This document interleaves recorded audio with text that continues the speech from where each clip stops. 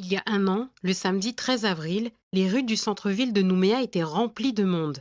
Éloignées de quelques rues, des milliers de Calédoniens manifestaient pour ou contre le dégel du corps électoral adopté en première séance au Sénat quelques jours avant. Les prémices de la crise profonde que traverse la société calédonienne, selon Jean-Pierre Haïfa. Il n'y a pas de casse comme celle du 13 mai sans qu'il y ait une raison. C'était prévisible, mais pas l'ampleur. Il y a une grande responsabilité, je dirais, de nos femmes et de nos hommes politiques.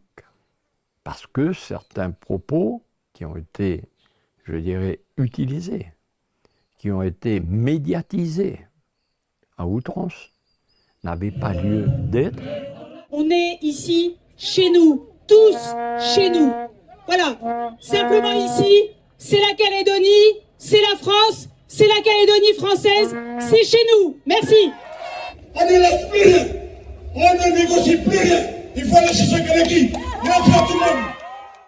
Une situation qui aurait pu être évitée et qui ne doit plus se reproduire, selon Jean-Pierre Haïfa. Il fallait entreprendre des discussions, mais entreprendre des discussions dans le respect, l'humilité.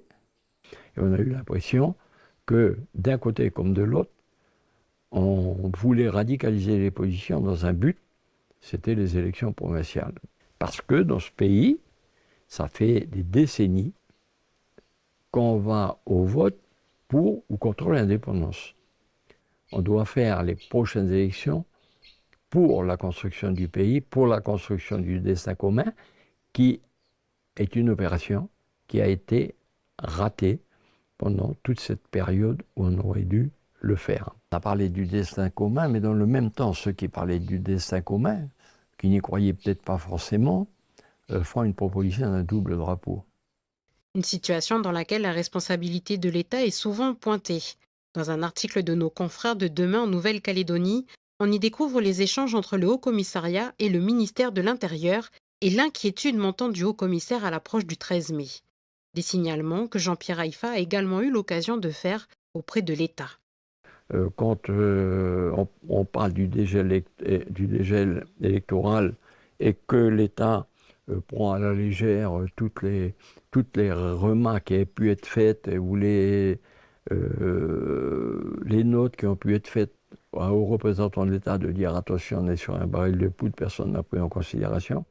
Un mois après ces manifestations, le 13 mai, le pays s'est plongé dans la crise la plus grave de son histoire. Pour Jean-Pierre Haïfa, le rééquilibrage doit se poursuivre et une réforme sociétale profonde doit être menée pour l'avenir de l'île. Pour sortir de l'ornière où nous sommes fourrés, il n'y a qu'une solution.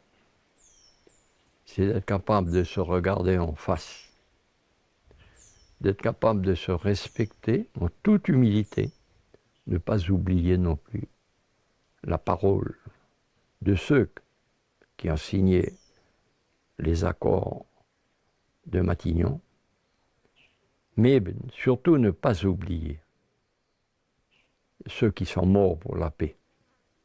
Un an après, l'avenir institutionnel de la Nouvelle-Calédonie est toujours incertain, tout comme ses perspectives économiques et sociétales.